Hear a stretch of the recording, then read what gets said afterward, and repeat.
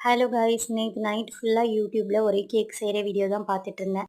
நம்ம கேக்கா செய்ய வேண்டாமே, சின்னதா கப் கேக்லேருந்து இறங்குவோம் அப்படின்னு சொல்லிட்டு, இன்னைக்கு வந்து கப் கேக் தான் வந்து பண்ணேன். என்கிட்ட வெண்ணிலா எக்ஸ்ட்ராக்ட் இல்ல. அதனால வந்து ஏலக்காய் பொடி ஆட் பண்ணியிருக்கேன்.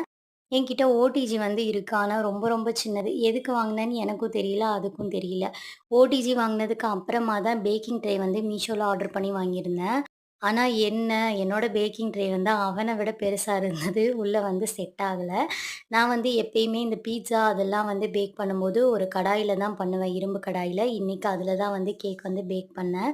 என்கிட்ட இந்த மெஷரிங் எக்யூப்மெண்ட்லாம் எதுவுமே வந்து இல்ல.